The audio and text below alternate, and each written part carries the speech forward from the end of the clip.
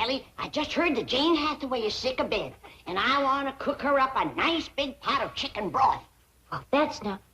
Granny, you ain't fixing to cook Earl. Oh, of course not, Elly. But I figured you could turn him loose in the neighborhood, and he just might bring home a plump little hen. Good-looking little fella here, Earl. Well, Granny, I don't reckon Earl wants you to cook none of his sweethearts neither. Well, maybe you're right. Just turn him loose outside. And if a chicken hawk shows up, Jethro can bag him. They make awful good broth if you simmer them long enough. Jethro tells me Miss Jane is ill and you're fixing the doctor for her. That's right, Jed. Trouble is, I don't know for sure just what she's got. What she told you, Jethro? Oh, she's got something called sick benefits. Sick benefit? Yes, sir. Well, I called her apartment this morning to find out could she come to supper tonight. And she says, I'm sick in bed, Jethro. And I says, well, Granny will come on over and doctor you. And she says, well, you tell Granny there's already a doctor on the way because I got sick benefits. I bet it's something like a sick headache or maybe a sick stomach. I reckon it's worse than that, Elly, because this is catching. Is that fact? Yes, sir. Miss Jane says pretty near everybody that works down at the bank has got sick benefits. That's because they don't wear ass-affinity bags. Appears to me like Mr. Drysdale got himself a heap of trouble down to the bank. Is Mr. Drysdale sick too, Jethro? No, I asked Miss Jane that. And she says the executives, that's the higher-ups, like the vice presidents, they don't have sick benefits. Probably because they eat better and they get more rest. And they wear ass-affinity bags around their neck. Well, I reckon we all ought to pitch in and help Mr. Drysdale. He must be mighty short-handed down to the bank. Well, I can help count the money. Arithmetic is my best study in school. I'm up to 12 times 12 now. Well, how much is 12 times 12, Jethro? Wait a minute. Okay, now hold up 2 fingers. 12 times 1 is 12. 12 times 2 is 24. 12 times 3 is 36. Now, never mind, Jethro. We's all right, proud of you, but right now we all better hurry down to the bank, see how we can help Mr. Drysdale. Come on, everybody.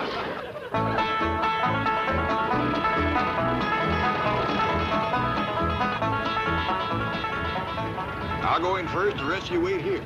How come? We don't know how catching that sickness is. Miss Hathaway, how can you do this to me? Now, you know the bankers' convention is in town, and I'm making the keynote speech. What? Well, you haven't finished writing it for me. Now, listen, couldn't you come in today and be sick tomorrow? 103 fever. Well, I'll turn on the air conditioning. Don't pay any attention to Dr. Murphy. I know him. He's trying to make a big thing out of this so he can collect a big fee. Oh, fine, Doctor. Yes, I knew you were there. That's why I made a joke about it. Huh? Oh, of course. Certainly. Yes. Keep her in bed. Goodbye, Doctor. Come in. How do you, Mr. Drysdale? Mr. Clampett, hello. What can I do for you? Well, I reckon right now it's what can I do for you? We heard about all the sickness. Oh, don't let that concern you. Anything you need?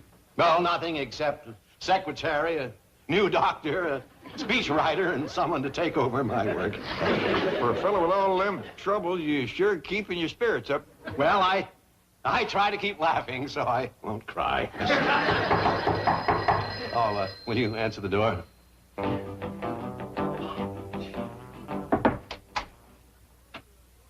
Howdy, young feller. You want to see Mr. Drysdale? Yeah. Come in, come in. No, not today. Now, leave me alone. See you later, Mr. Drysdale. Yes, and thank you so much. Just being neighborly. Who was that? Never mind him. Who are you? Oh, we met the other day when I started to work here, Mr. Drysdale. I'm the new teller trainee. My name is... What do you want? Yes, sir, I noticed that you were without a secretary, and, well, I thought I might be able to help. You take shorthand? Oh, I don't mean me, sir. However, there is someone from the secretarial pool that I'd like to recommend. Oh? Who? Well, the chick, the lady at the first desk, I believe her name is Kitty Northcross. The one that wears the tight sweaters? Yeah. Does she? Oh, I only observed her efficiency. Yeah. Forget it. Oh, yes, sir. Thank you, Skipper. Who? Well, sir, I just got out of the Navy, and I like to consider this bank my new ship, and you, my new captain. And I'm proud to be aboard, sir, because I know that your genius will pilot this ship of finance through the reefs of adversity and the stormy seas of competition until we drop anchor in the harbor of success. Bilgewater. Aye, aye, sir. Thank you, sir.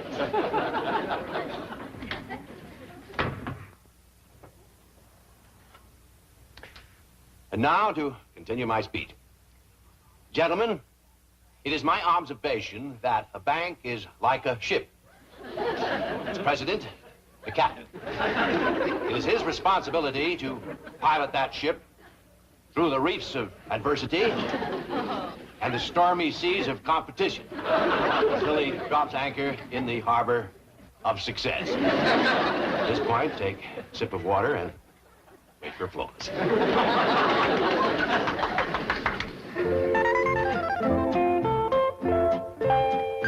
Oh, good, Elly, you're all ready. We best be getting down to the bank quick as we can. Well, Pop, do you reckon I know enough to be a banker's secretary? Shucks, yes, Elly, especially since I'm going to be the banker. Oh, did Mr. Drysdale take it? Oh, he had to speak at a convention. He says all he needs is a secretary, a speechwriter, a new doctor, and somebody to do his work. Granny's a dandy doctor, but who can write speeches? Well, Jethro found one in the book already wrote. He's in there helping Granny now mix some medicine for Miss Jane.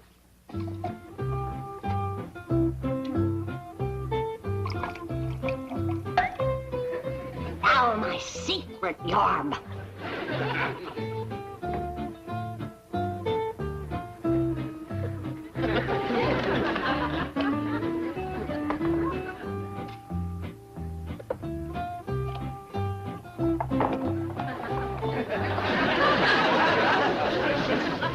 Don't stand too close to it while it's working, Jethro. That'll cure Miss Jane, huh, Granny? It'll cure anything. I gave it to a sick horse one morning. That afternoon, he won a race. You doctored a racehorse? No, a plow horse. He never raced before. Jethro? Pa says let's get it going. Coming, Elly. You got your speech for Mr. Drysdale? Yes, ma'am. One of the greatest speeches ever wrote.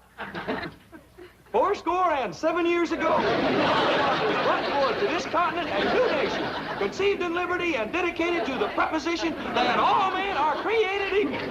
Why, dingies, that's a dandy speech. I'm proud of you. I didn't write it. That was written by Abraham Lincoln, the president that whooped the South. South was not whooped. Granny, General Lee surrendered to General Grant. He did not. General Lee figured that Grant was a blacksmith, and he handed him his sword so he could sharpen it. And don't you ever forget it. Oh, hello, Margaret. What? You want me to pick you up at the beauty shop when? But, dear, you know I'm making the keynote address at the bankers' convention. All right, darling, I'll cut it short.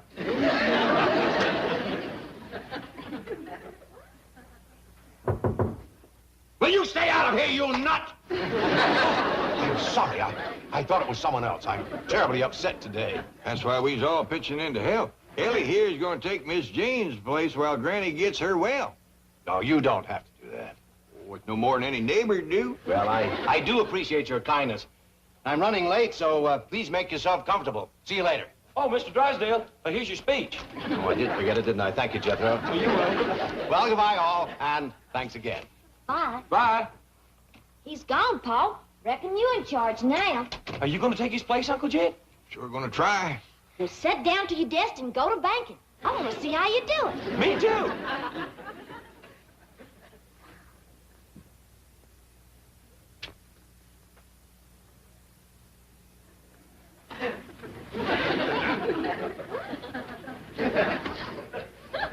Are you banking yet, Pa? Well, I reckon not, Elly. I'm just waiting to bank. How do you do it, Uncle Jed? Well, according to Mr. Drysdale, banking is mostly giving people money when they need it. I'll get it, Pa. That's what a secretary's supposed to do.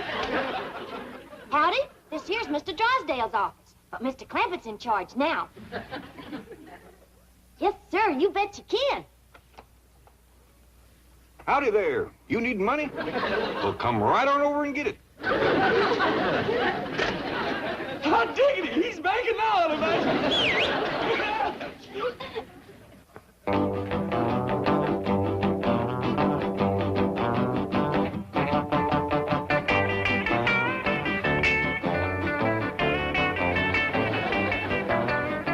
Come in, Mr. Northcross.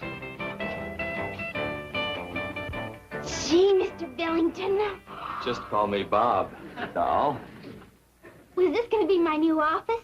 Bob Doll? Could be, honey. I've been speaking to Milburn about you. Milburn? The president, baby, the president. Oh, Mr. Drysdale.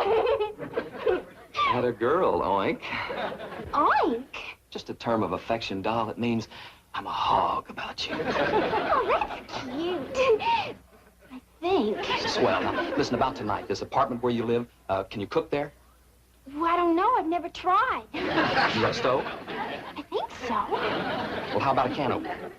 Oh, I know we've got one of those. I used it the other night to open a bottle of wave set when we did our hair. Mother and me. Your mother lives with you? No, I live with her. Swell. Rescuing the Army of American citizens from the Dunkirk of financial difficulty. Let us take them aboard. That's enough, Jethro. No wonder Mr. Drysdale needed himself a speechwriter. That's pitiful. I didn't understand it. Me neither, and I'm a banker. Well, I reckon I'd best get out to Miss Hathaway's desk. I ain't sure I know what to do. Well, just watch others, Elly, and do like them. That's the way we learn. Yes, sir, Pop.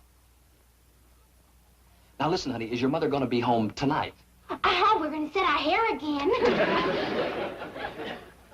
Well, hello there. Hello there. Well, she's sitting at my desk. Get lost, honey, huh? But Bob, Mr. Billington. Oh, Mr. Billington. Wait, in the vault. But what about tonight? Can I tell Mom you're coming by? Not tonight, honey. I don't need my hair set.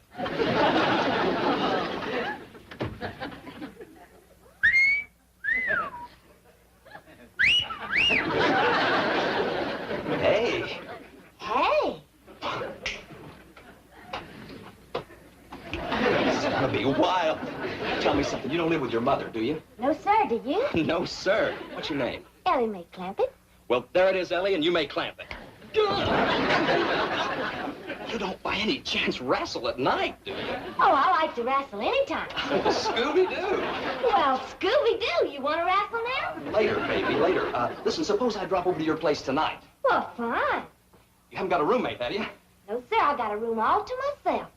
Now, listen, here's the action. I swing by your pad about 7. I bring some bossa nova records, and we trample a few grapes, huh? And we blast off to the local coffee shop, one where they don't hit me for too much bread. Then we swing back to your pad for a little moon orbit. Do you dig? Oh, yes, sir. Crazy. Whenever Paul goes fishing. I dig his words. You wouldn't put me on, would you? Why, sure. Jethro? I ain't tall enough to put you on myself, but Jethro can do it. Yes, who's Jethro? Yeah, Elly, mate? This little fella wants to be put on something. Okay. Where would you want me to put you, little fella? Oh, I'd like to be put on your list of friends. And now, gentlemen, it's with a great deal of pleasure that I introduce our keynote speaker, the distinguished president of the Commerce Bank of Beverly Hills, Mr. Milburn Drysdale.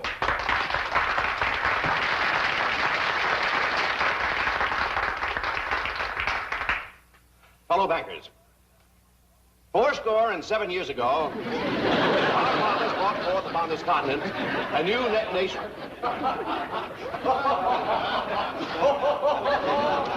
Well, now, some of you seem to be amused because I have chosen the humble words of Abraham Lincoln to keynote this convention. But those of you who understand banking at its highest level will understand the significance of these words as I say, conceived in liberty and dedicated to the proposition that all men are created equal.